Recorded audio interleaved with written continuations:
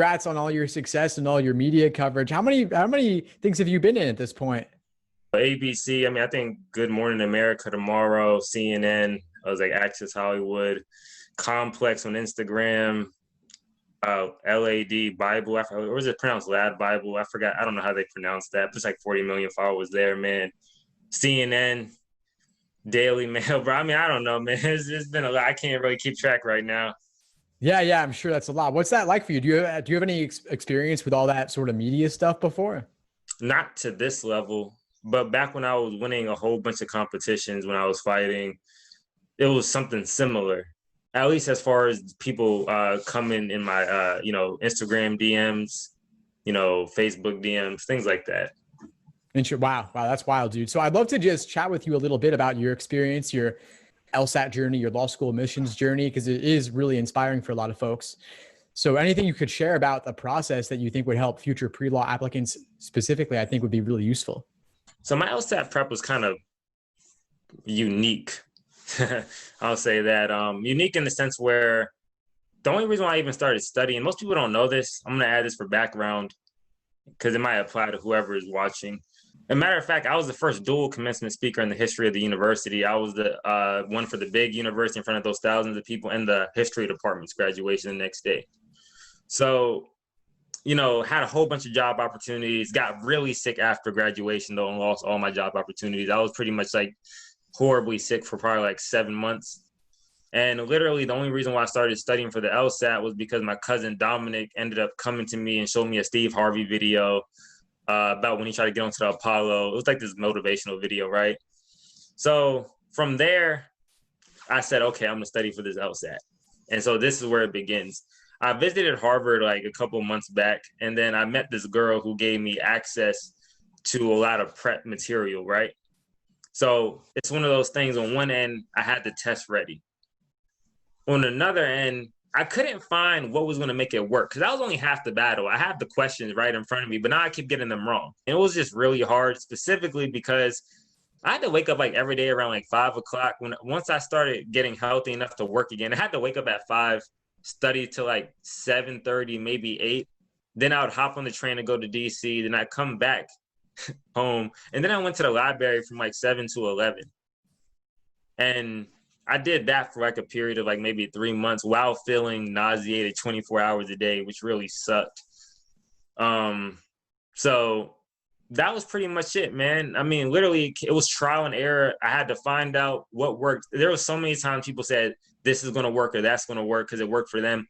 Me personally, I just think there's no formulaic way to go about the LSAT. You just have to find what's your fit. Right. So you try out different things. You saw what didn't work. You saw what worked. You experimented. You kept going at it. And you also put in the hours. You also put in the hours at the library day after day after day. How long were you studying for the LSAT overall in terms of a number of months? Overall, I would have to say, let's say 20 months. 20 months. So that's over a year and a half, close a year and a half to 2 years. I started in my junior year of college, but I wasn't intense. It's just kind of, I wanted to familiarize myself with the material. But mind you, from junior year and senior year, I didn't really get any better. My first score was a 139. Wow. Then I got sick, and then I had to like kind of relearn my stamina, and then I was able to break through the 160s. So you started at a 139, then you were at the 150s, then you were at the 160s. And where did you ultimately end up with your score? Well, for my prep, I started getting consistent 168. So that became my average. I had a couple 170s, but my 168, that was like where I was on test prep. On test day, it was actually 161. I'll never forget that day. I literally forgot to eat breakfast that day. And by section 2, I was done. I wanted to cancel my score. The only reason why I didn't was because every admissions counselor that I talked with told me I had the most impressive resume out of any law student they've ever seen. So let's talk about that a little bit then. So resume, what was it compelling about it? It's probably the most holistic resume. I'm not going to say but it's probably one of the most holistic resumes you can ever see. Let's just start with arts for a second. I played the piano. Well, that's just one. I mean, I have like some type of, artistic merit in there, right? 2 extracurriculars. I won international and national championships for fighting What kind all of fighting? throughout my life. Martial arts specifically. And then I was trained under an Olympic boxing coach. So that pretty helped. He trained Sugar Ray Leonard and Andrew Maynard, 2 Olympic gold medalists. One went on to become one of the greatest boxers of all time. So that was good for the sports end. For the academic end, starting from college, I mean, I was the president of mentorship organizations. I was the ambassador for Bowie State University in 2015. High GPA. And then it's a lot of the other stuff that I did while at Bowie State. I tutored ex-convicts. I got kids that had less than 2.0. I guided kids on the application process for those who had 2.0s or below. And all of them got into 4-year institutions with scholarship. And literally I hosted I hosted one of the biggest college expos for Black students where like thousands of kids get to skip the fees and all of that nature. And then they just go there, they get accepted, denied, waitlisted on the spot. So I was a part of all that at Bowie State, right? On top of the high GPA, while working during some of those semesters, I was working full-time as a Garbageman. And I transferred to the University of Maryland. The first semester there, I become the president of the History Undergraduate Association as a transfer student. After that, I get promoted to not promoted, but then I get appointed to be to the Dean's Advisory Board as a history representative. From there, I get appointed to be on the Dean's Cabinet as the sole student representative of the College of Arts and Humanities. From there, I go on to be the commencement speaker of the university. From there, I go on to become the commencement speaker of the History Undergraduate University the following day. And it's I'm doing all that while working. Now that I was working while full-time as a Garbageman. So how did you manage all of that? Because I feel like most people would even struggle to do just 1 or 2 of these things. Well, it's just about knowing your why. I mean, I always have this morbid joke, but I mean, I don't mean it. It's supposed to be lighthearted, but it's a thing between my friends and I, right? But I always tell my friends yo, I died when I was 8. And then after that, I just kept moving until I get to the promised land. Meaning after when I turned 8 years old, a lot of things went wrong in my life. And then I just saw how cruel the world can be. And so I was used to being uncomfortable. I was used to, people being cruel towards me. I was used to jokes. So even if I had to walk on campus in my horrible trash outfit and people were making jokes, I'm well, I've been through worse. That's cool. That's fine. I've been tired. My dad used to have me work out at 3 a.m. in the morning, then go to high school. You know what I'm saying? So I'm used to that work. So again, knowing your why. My dad had a stroke working 3 jobs, helping me go to school. So in my mind, it's well, I got to finish school or this was for nothing. I got to thrive, not just finish. I have to thrive or what was the point? Anyone could get a degree, but if you did all of this, I have to really step my game up. So literally, I was going to do it for my dad. My brother dropped out of school so I could go to school. And that's a whole another story within itself. So you really just have to know your why. And if you don't know why you want to go to law school, unless you're a genius, I don't see someone being able to really push through the LSAT, because when I was in the 130s, I was able to get to the 140s pretty easily, right? But once I hit that 150s, especially once I got to 155, that process from 155 to 160 anything on prep tests literally took 6 months within itself. Just that last little bit. Oh man, once you got to 150, man, outside of that, I feel as though then it became more of a timing thing, stamina. It's all these other intangibles. Mm-hmm. I think once you get to that mid 150s, that kind of shows how well do you really know the test regarding how it's really supposed to be taken. Yeah, it can be diminishing marginal returns, but those are also the most important points to get because they push you over the threshold. It's 150s is really a requirement to go to any law school worth going to. But you got to get to that 160 plus point to get into better schools, get more scholarship money or both. So I think it's awesome that you gave it that extra push. I want to ask you a couple of things about the application side of things. But first, you said you got to know your why. And you talked about it in your background, what helped you keep pushing forward up to the application process. But then when it comes to why law school itself, why do you want to go to law school? What do you plan to do at Harvard and after? A two-part answer to that, right? Childhood experience. My mother left when I was like 8 years old, right? And essentially, like the way she left like in a way where there was a lot of like my family had to suffer a lot of consequences, right? She just abandoned the family, went to Sri Lanka, stole a lot of stuff. It was crazy. And with that being said, like my dad lost his job afterwards, but the way she left, I found out at a very young age that it's not the truth of a situation that determines how you're treated. It's the perception of the events that determine how you're treated. Like it's always perception. Like for example, if I experienced a horrible atrocity and no one believes I experienced a horrible atrocity, then it never happened, if that makes sense from a societal standpoint. And then that means I don't get justice. I don't get, so it's just an event that occurred that no one will ever know about. Take that. When I was after high school, part two to this question is when I was going to high school, I got denied by every single college coming out because I was focused on other things at that time. So every college I applied to denied me. Went to go work with the sanitation company. I found a really great support system there with my colleagues, right? And a lot of them were formerly incarcerated. And I just really felt so compelled for the first time in my life. People were uplifting me just for being a young guy, not because I was a great athlete, or at least a former great athlete at that point because I had an injury. Not because, no one judged me for doing bad in school. It was literally the people at the bottom who just wanted to raise me up. And just the fact that they were formerly incarcerated and they had their own views and experiences that they shared with me, I was just motivated to go into law when I found out I was academically inclined at Bowie State. So in my second year, sophomore year, I decided I wanted to go to law school once I found out I can do education. Because I was horrible at it in high school. I graduated with a 1040 SAT score out of 2,400. So you outperformed your SAT significantly on the LSAT. Well, it was all about having the resources and knowing what you're going for. At the time, I didn't even want to go to college. I didn't see a place for me in education. Matter of fact, I hated school based on the experiences that I had with the administration at mine. So I'm not going to make the claim that if you want it bad enough, it's going to happen. Because, I guess life doesn't necessarily work like that, right? But I truly believe this.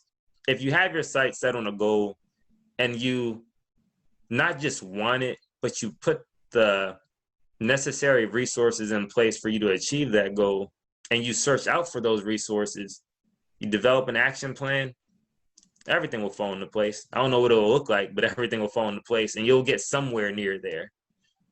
Well, that's very inspiring. And I can see the compelling nature of your story just as a living example of that. I do have one more tactical question though, which is you mentioned all these experiences, which are a very impressive resume. How do you pull all of that together into your personal statement? See, I just had to figure out how do I want to show my story. It's like, everyone could just tell something like, hey, I did this or I did that. And, but that's your resume. Your resume tells you everything. So as far as my personal statement goes, I just wanted to show, I'd illustrate an event that took place and how it got me to my end goal. So such as I talked about when my dad had a stroke, right? And I just remember, I started off, the thing was, it was in all caps. My first sentence was, I found him. He's at the hospital. Literally, because after my dad had a stroke, he was missing for like 3 days and no one knew where he was at because he drove himself to the hospital. You see, wow. I was like, my dad's one of those old school G.I. Joes, you know what I mean? So, and then from there, it just I described what my life was like in reference to from my eyes, I just talked about what my day consisted of and how that led to me being the commencement speaker. And I tried to illustrate that I can handle crazy workloads. I can handle, walking and chewing gum at the same time, meaning that I can handle multiple things. Throw whatever you want at me. I'm going to get the job done. And I'm not going to only get it done, but I'm going to thrive at the highest level. So I illustrated just how I was still managing that in the leadership positions, all the work. So it's really about showing and not telling. Yeah. I see how you tied it all together into a thread. And how long did it take you to write that statement? How many drafts did you go through? Did you get support from others for that? What would that look like? Think about 13, 15 drafts, probably about like probably like 3 months in total of So working on that thing. you put in the work. Well, see, the thing is, there's like this misconception that the LSAT's the hardest part of the test prep. See, I don't know if I'm like being really like cynical with that word hardest, because the diversity statement, the personal statements seem just as hard, because you have to make sure every word is perfect, make sure every comma is in place, and you have to just make sure everything's concise. And it was just hard, just like the LSAT. It was a process. And then you have to get different opinions. But then it's like, well, whose opinion do I take when two people disagree? So it was hard, man. It's hard. Diversity statement was super hard too. There's no easy answers on writing, especially. It's just, It's never perfect. It's just good enough at which point you say, I can't really get it any better right now within my time frame. Got to move on. 100%. So you submitted your resume, you did a personal statement, a diversity statement. Were there any other parts of your application that you worked on a lot? Letters of rec. Oh yeah, the letters of recommendation, that was cool. So I always tell people, don't go with the people who you feel are the most prolific in your life.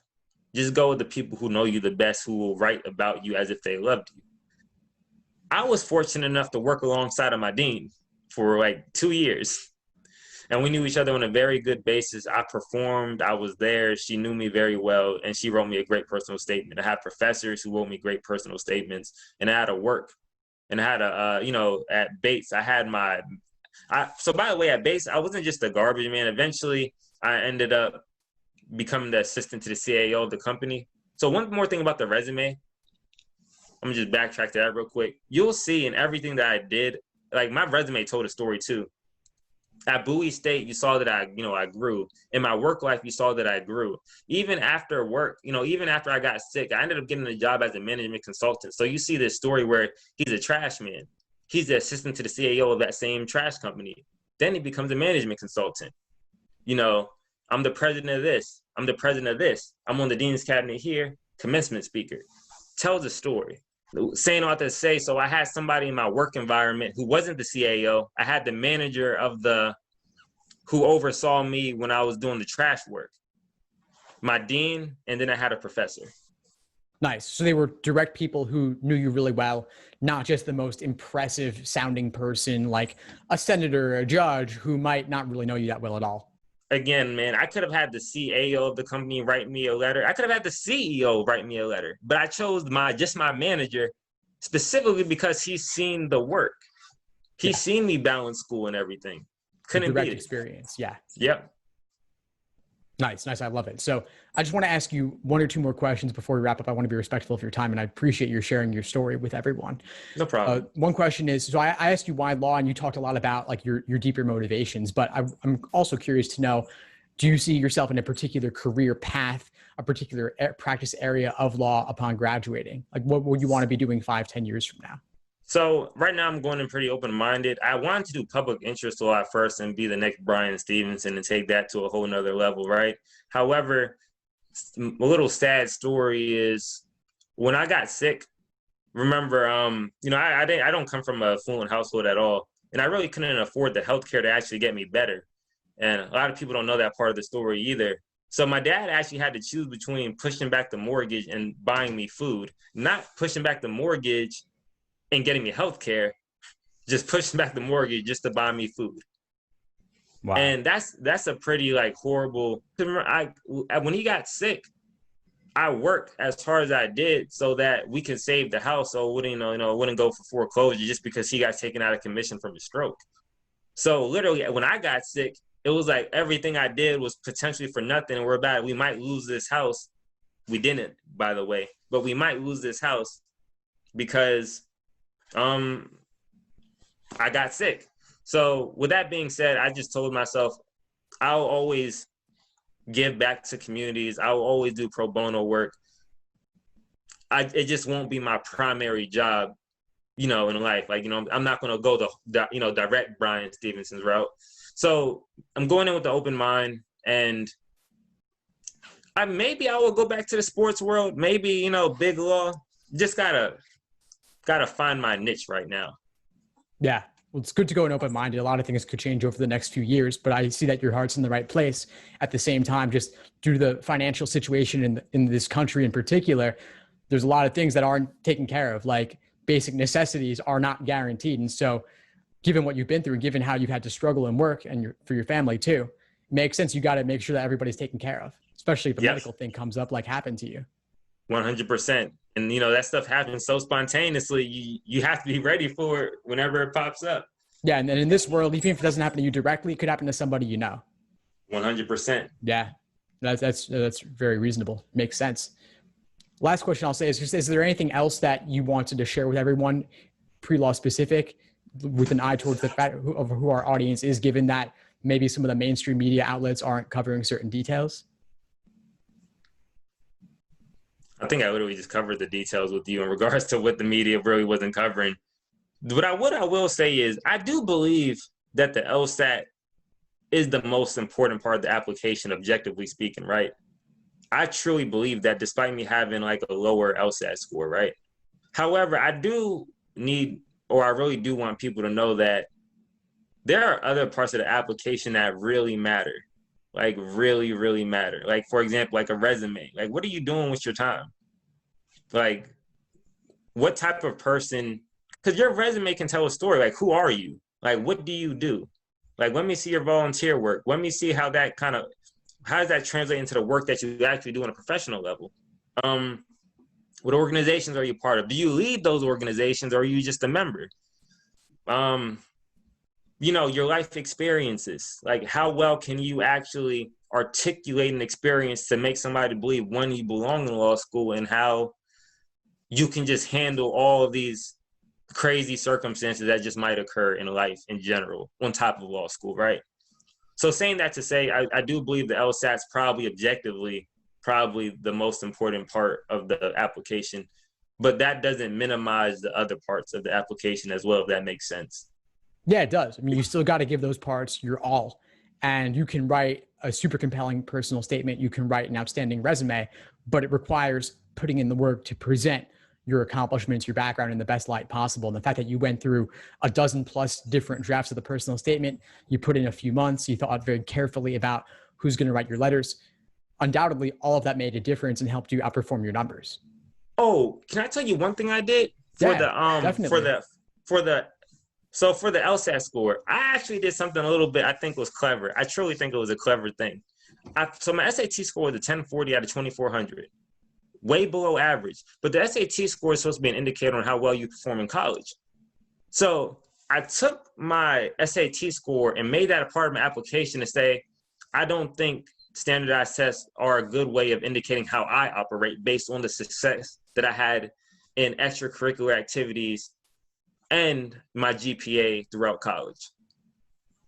So I just kind of like, all right, I know my LSAT score is a little bit lower, but so was my SAT, and my SAT was poor, but I outperformed people who pretty much got perfect scores at a Division I institution. I love that. I love that idea. I've recommended similar in the past. Definitely anyone in that situation should write an addendum to show their standardized test scores don't reflect their performance in the academic setting. Some people do better in the classroom. They do better with assignments over the course of a semester or a year, rather than what happens on one particular day. Like you said, your practice test scores were in the high 160s, but you dropped down a number of points. You were at 168, went down to 161, but you could have been there, but maybe test day things happen, right? That day specifically, I just forgot to eat breakfast. Yeah. I was so nervous. I forgot to eat breakfast. I will never forget it. After section 2, I was done. Oh my God. I was so happy Logic Games was the second game on that day. Because man, I tell you, I was done. I was really about to cancel my score because I was like, there's no way I got a 161. Like my timing was off. Those 35 minutes were going by fast as hell. And I literally was so surprised when that 161, I was actually really happy with it. I was like, all things considering, I'll take it. I would have retaken it if I didn't take it. Oh, I actually applied super late. I actually applied 2 weeks before the deadline for all those schools. No way. No way. Oh, Wow. and I didn't get denied by one school. I got accepted to Harvard, UPenn, Columbia, USC, Pepperdine. I got waitlisted by Georgetown, UCLA, NYU, and Berkeley. It's a great list. It's a great list. 2 weeks, and I said 2 weeks before the dedeadline. Dude, So that's late incredible. January. And I think it Thanks, just man. speaks to the power of your story. Dude, that's awesome, Dan. Well, I really appreciate you taking the time to have this conversation. I'm sure that all the pre-law applicants out there are going to find it super useful and inspiring. So please keep in touch and let me know if you'd be willing to do a follow-up about your time at Harvard. I'd love to have you back on. Perfect. I mean, seriously, man. I can't thank you enough for doing what you're doing. I mean, and one thing that I really liked about you in general, sorry, I made the camera shake. One thing that I really liked about you in general, even because mind you, I've been here for a while. It's just like, you always like gave out a lot of free content. And mind you, people always, hope they could get something more personalized, but I understand how much, it could even take just to dish out all that free content. You know what I mean? And literally, I just can't thank you enough for being a part of the community to the extent that you are. I mean, you really do make a difference, man. I love reading your blogs too, your emails. Well, thanks, man. I really appreciate that. It means a lot to me to have been a part of your journey, and I'm excited to see what comes next for you. So I appreciate you being open to collaborating and being open to coming back and supporting folks moving forward. It really means a lot. It really means a lot to see people who've been through the process and come out the other side with all these successes that you've had. I think it would be hugely helpful to them. Hell yeah, man. Awesome, Appreciate dude. you. I'm going to keep you updated. I got this other interview in 10 minutes. So again, I appreciate your time. Appreciate you reaching out, and we'll put that work in, bro. Definitely, man. I'm excited to keep this going. All the best with your future media engagements and everything coming up. I know it's a lot. So dude, just keep at it. You're doing fantastic stuff, and I'm looking forward to working with you, man. Man, thank you, sir. Peace, man. All the best. You will. Thanks for tuning into the show. Please subscribe if you haven't done so already to be notified of new episodes as I release them. And feel free to reach out if you need anything at all as you move forward with your prep. I'm happy to help however I can. In the meantime, I wish you all the best and take care.